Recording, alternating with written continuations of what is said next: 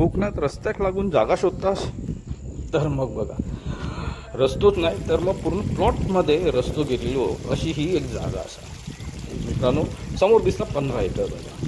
या 15 एकरात किमान 300 ते 400 हापूस आंब्याची कलमा असत. ती पण धरती आणि उत्पन्न देणारा जे असा तर चांगलाच होता. सोबतच बाजू एक 6.5 एकरचो चांगलो प्लॉट असा. तर ह्यो पण प्लॉट एकाच लागून असा. या प्लॉटमध्ये विहीर असा जी कलमांका ड्रिप सिस्टमसाठी केलेली असा. पुढे बघा, ह्योच प्लॉट जर समोरच्या बाजूक बघितलास तर मग किमान 25-30 एकर पुन्हा तसोच प्लॉट असा. पुढे ह्या डोंगरा भागात अजून असा. तर हे एकूण जो प्लॉट असा तो असा 60 एकरचो. पण हेतली कमीत कमी 15 ते 20 किंवा 25-30 एकरपर्यंत जागा फक्त काढूची असा. रस्तो पूर्ण प्लॉटपर्यंत गेलेलो असा. समोर तुमका बारकोसो व्हाळ दिसता, व्हाळी. तर मग ही पाण्यान परिपूर्ण असा. संपूर्ण प्लॉट ह्यो पाण्याच्या अगदी चांगल्या स्त्रोतात असा.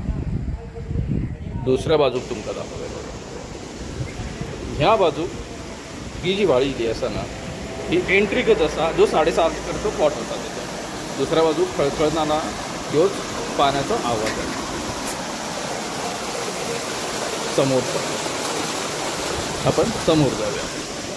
प्लॉटमधला एंट्री केलास तर मग डाव्या बाजूक विहीर असा, सॉरी उजव्या बाजूक विहीर असा. आणि ह्या प्लॉटच्या समोरच्या बाजू जो दुसरो प्लॉट असा, त्या प्लॉटमध्ये केवढा मोठा तळा असा आता बघा.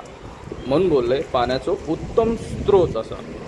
एखादा चांगला रिसॉर्ट टाकण्याचा जर विचार करत असाल तर ह्याच्याहून चांगली जागा तुमका खयव सापडणार नाही.